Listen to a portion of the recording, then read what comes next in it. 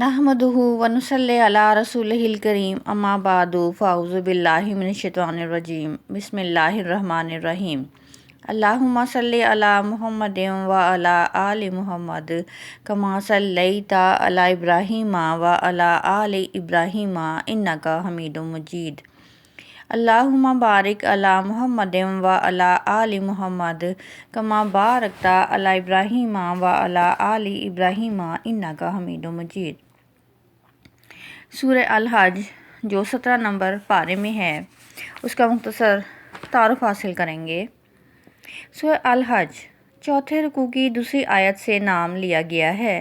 ये सूरत अपने मजाज और मुतालिब के एतबार से मक्की है। सिर्फ 4 आयात मदनी हैं, 31 ता 48, जिसमें कि मुसलमानों को ये हिदायत दी गई है कि अगर हज के लिए जाएं और कुफार कुरैश ताकत के ज़रिए रोकने की कोशिश करें तो इनको ये हक हासिल है मुसलमानों को कि वो अपना दिफा करने के लिए तलवार उठा सकेंगे और अल्लाह ताला उनकी मदद फरमाएंगे। कुरैश का खाना काबे पर कब्ज़ा बिल्कुल गास्बाना था, इसलिए तलवार उठाने की इजाज़त है। खाना काबा की तवल्लियत के हकदार कुरैश नहीं बल्कि मुसलमान हैं। ये सूरत मक्की दौर की आखिरी सूरतों में से है जब मुसलमानों ने कुरैश के जुल्म सितम से तंग आकर दूसरे इलाकों की तरफ हिजरत शुरू कर दी थी और नबी पाक सल्लल्लाहु अलैहि वसल्लम के लिए हिजरत का वक्त बिल्कुल करीब आ चुका था। कुरैश के उस दौर में आखिरी तंबीह के साथ ये सूरत नाजिल हुई। इसमें खुदा के गज़ब से डराया गया है। तौहीद और क़यामत की कतईयत नहायत मौसर दलाइल के साथ वाज़िह की गई है। हज़रत इब्राहीम अलैहिस्सलाम की दावत और बैतुल्लाह के मकसद तामीर की रोशनी में उन पर यह हकीकत वाज़ेह की गई है कि इस घर की तवल्लियत के हकदार मुसलमान हैं, मुशरिकीन नहीं हैं। मुशरिकीन मुसलमानों को यहाँ से निकालने के लिए उन पर हर किस्म के जुल्म सितम ढा रहे हैं। फ़तह मक्का की तरफ इशारा किया गया है। पिछली सूरत की आयत 44 में है। इस सूरत में उस आयत ने कतई तौर पर सूरत इख्तियार कर ली है। इसमें कुरैश को गद्दार और फासिक करार देकर उनको इस घर से बेदखल किए जाने की धमकी और मुसलमानों को बिशारत दी गई है कि अल्लाह ताला उनकी हिफाजत फरमाएंगे। कुरैश को इसको बेदखल करके इनका उसमें कोई भी हिस्सा नहीं है। मतालिब का तज़किया 1-4 कुरैश के मुखालफिन को तंबीह की गई है कि खुदा की पकड़ और क़यामत का अज़ाब बड़ी ही हौलनाक चीज़ है। बगैर किसी दलील के खुदा के शरीक गुमान करके क़यामत से बेपरवाह होकर बैठना ये शैतान की पैरवी करना है और अपने शामत अमाल को दावा देना है। शैतान का असली काम जिसके लिए खुदा ने उसको मोहलत दी है हिदायत दुनिया नहीं है कि उसकी पैरवी की जाए, बल्कि ये कि जो शामत ज़्यादा लोग उसकी पैरवी करेंगे उनको जहन्नम वासिल किया जाए। आयात 5-8 में इंसान की हकीकत और ज़मीन के खुश्क और बेअबान होने के बाद असर नौ सरसब्ज़ और शादाब होने से इम्कान नमू पर इस्तदलाल किया गया है। ये वाज़ेह करने के लिए कि जो लोग क़यामत के कायम होने पर शक में पड़े हुए हैं और इससे बेपरवाह हैं और अपने वजूद और ना ही के क़यामत के ज़हूर पर गौर करते हैं और ना ही उनको रोज़मर्रा मुशाहिदात पर गौर करने का फ़िक्र है, बल्कि वो आंखें खोलें और मुशाहिदात करें। अज़ाब के मुतालबा के बजाय आफाक की निशानियों से सबक हासिल करें। क़यामत का आना खुदा की सिफ़ात में से है और वो लारैब है, आकर रहेगी। आयात 9-16 में बताया गया है, जिसकी वजाहत ये है कि उन लोगों की तरदीद है जो कि झूठे बुतों के बलबूते पर आखिरत से गाफिल हैं और नबी पाक सल्लल्लाहु अलैहि वसल्लम से बहस और मुबाहसा के लिए हर वक्त आस्तीन चढ़ाते हैं। इस अमर की वजाहत के शिर्क के साथ खुदा की बंदगी का दावा एक बेबुनियाद चीज़ है। जो लोग महज दिखावा के लिए खुदा की अताअत करना चाहते हैं, इस राह में कोई इम्तिहान पेश आ जाए तो वो कतरा जाते हैं और झूठे खुदाओं के पास मदद के लिए जाते हैं। खुदा के यहाँ ऐसे मुनाफिकीन की कोई पहुँच नहीं है। ये खुदा को छोड़कर अपने फर्जी मबूदों की तरफ जाते हैं। इनका मकसद ان کو فضیلت دینا ہے۔ اگر کوئی خدا سے مایوس ہوتا ہے تو وہ اپنی ہی کوشش کر کے دیکھ لے، کوئی تدبیر کر کے دیکھ لے، اس مشکل کو حل کرنے والا کوئی ہے جو خدا کے سوا ان کی مدد کر سکے۔ آیات 17-24 میں بتایا گیا ہے، مسلمانوں کو تسلی اور تمام اسلام مخالف فرقوں اور گروہوں کو آگاہی، ہر ایک کا رویہ خدا کی نظر میں ہے، کسی کا قول و فعل بھی اس سے چھپا ہوا نہیں ہے، بالآخر ایک دن سب کا معاملہ خدا کی عدالت میں پیش ہوگا۔ ایک طرف وہ لوگ ہوں گے جو کہ آج خدا کی نسبت اس کے کلمہ حق کی دعوت دے رہے ہیں، دوسری طرف وہ لوگ ہوں گے جنہوں نے کہ اپنے بد عہدیوں سے خدا کے دین کو بگاڑ دیا ہے، پھر اللہ تعالیٰ ان کے درمیان فیصلہ فرما دیں گے۔ جو شرک اور کفر کے مرتکب ہوئے ہیں ان سب کو جہنم میں داخل کر دیا جائے گا، اور جو توحید اور ایمان پر قائم رہیں گے وہ جنت کی نعمتوں سے بہرہ مند ہوں گے انشاءاللہ۔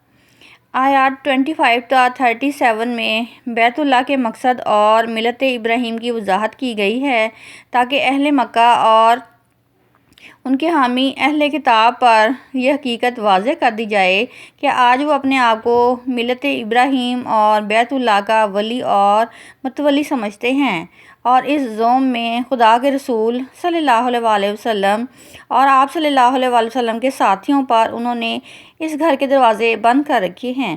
یہ محض ان کی ذاتی غلطی اور دھاندلی ہے۔ حضرت ابراہیم علیہ السلام نے اس گھر کو اس شرک اور بت پرستی کے لیے نہیں بنایا تھا، بلکہ انہوں نے اس کو صرف خدائے واحد کی عبادت اور اس کے حج اور طواف کا مرکز بنایا تھا۔ اس سلسلے میں قربانی اور دوسرے شرعی مناسک کی اصل روح کی طرف توجہ دلائی گئی ہے تاکہ وارث ابراہیم کے دعویٰ دار اپنا جائزہ لیں کہ حضرت ابراہیم علیہ السلام کیا تعلیمات دے گئے تھے اور انہوں نے کس طرح ان کی تعلیم کو مسخ کیا ہے۔ آج جو لوگ ملت ابراہیم کا احیاء کر رہے ہیں ان کو اس گھر سے نکالنے پر یہ تلے ہوئے ہیں۔ آیات 38-41 میں یہ وضاحت کی گئی ہے کہ یہ مدنی آیات ہیں جو کہ 4 ہیں۔ مسلمان ازہر سے ہجرت کو جانے کے بعد جب ایک عظیم مسلمان مدینہ سے ہجرت کو جانے کے بعد جب ایک منظم جماعت بن گئے تو یہ سوال پیدا ہوا کہ اگر وہ حج پر جائیں گے اور کفار روکیں گے تو ان کا کیا رویہ ہونا چاہیے۔ یہ سوال اس وجہ سے بڑی اہمیت رکھتا تھا کہ حدود اور حرم میں جنگ زمانہ جاہلیت میں بھی حرام سمجھی جاتی تھی۔ قریش اور مسلمان دونوں جرأت نہیں کر سکتے تھے جب تک کہ اللہ تعالیٰ کی طرف سے اجازت نہ ملے۔ بالآخر اللہ تعالیٰ نے مسلمانوں کو یہ اجازت دے دی کہ اگر اس طرح کی کسی جنگ کی نوبت آئے تو تم بھی جنگ کرو۔ یہ جنگ حرم سے منافی نہیں ہے بلکہ یہ بیت اللہ کی حفاظت کے لیے ایک مقدس جہاد ہے۔ اگر تمہیں قدرت ہو تو بیت اللہ کو ان کے غاصبوں سے آزاد کرانا تمہارا فریضہ ہے۔ ساتھ ہی جہاد کی یہ حکمت بھی واضح فرما دی گئی کہ اگر اس طرح کی جنگ بھی تقویٰ کے منافی سمجھی گئی ہو تو اس کے معنی یہ ہوئے کہ وہ تمام مساجد جو اللہ واحد کی عبادت کے لیے تعمیر ہوئیں کفار شیاطین کے حوالے کر دی جائیں تاکہ وہ اسے مسمار کر دیں یا ان کو بت خانہ بنا ڈالیں۔ اس وجہ سے مسلمانوں کو اس جنگ سے نہیں ہچکچانا چاہیے، یہ مخالفین کے طعنوں کی کوئی پرواہ نہیں کرنی چاہیے۔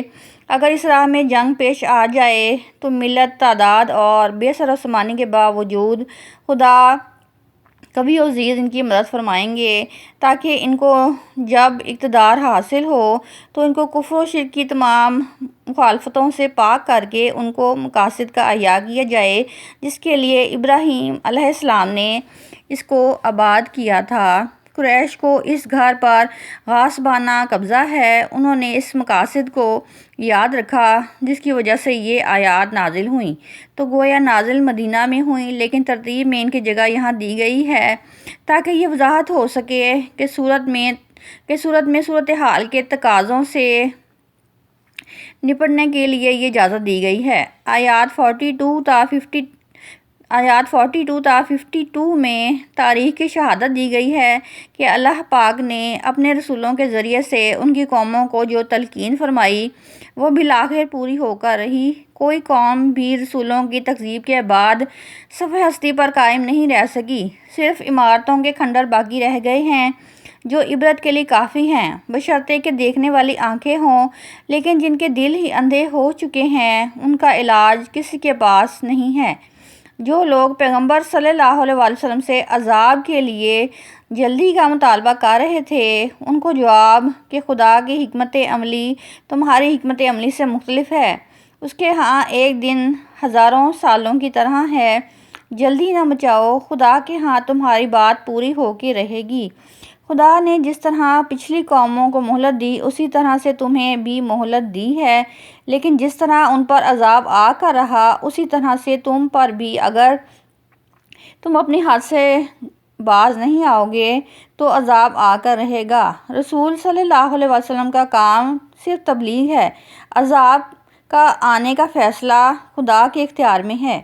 آیات 53 تا 57 میں نبی پاک صلی اللہ علیہ وسلم کو تسلی دی گئی ہے کہ یہ مخالفین دعوت کی مخالفت کرتے ہیں اور جو کانٹے دار جھاڑیاں آپ کی راہ میں بچھاتے ہیں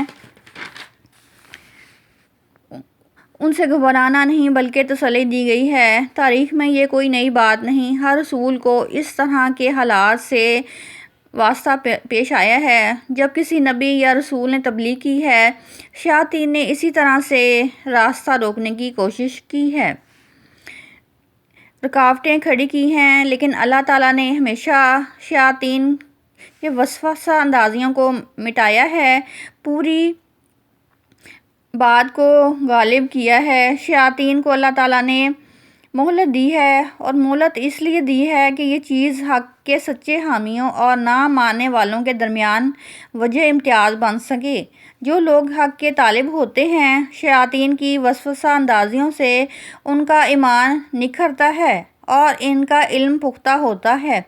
جو لوگ منافق ہوتے ہیں ان کی ضلالت پختہ سے پختہ تر ہوتی جاتی ہے۔ بالآخر اللہ تعالیٰ ان کے اور اہل حق کے درمیان فیصلہ فرما دے گا۔ جو اہل حق ہوں گے اس امتحان سے گزرنے کے بعد آخرت کی بادشاہی کے وارث ہوں گے اور اہل باطل جہنم کا ایندھن بنیں گے۔ آیات 58 تا 64 میں بتایا گیا ہے کہ جو لوگ اس دور میں ہجرت کر چکے تھے ان کو دنیا اور آخرت دونوں کی کامیابی کی بشارت دی گئی ہے اور خدا کی صفات اور بشارت کی تائید کے دلائل دیے گئے ہیں۔ آیات 65 تا 70 میں کفار کی طرف سے مطالبہ عذاب کے باوجود ان کو جو مہلت ملی ہوئی ہے ان کی حکمت عملی کی طرف اشارہ کیا گیا ہے کہ خدا رحمت کرنے میں جو جلدی کرتا ہے جلال میں دھیما ہے۔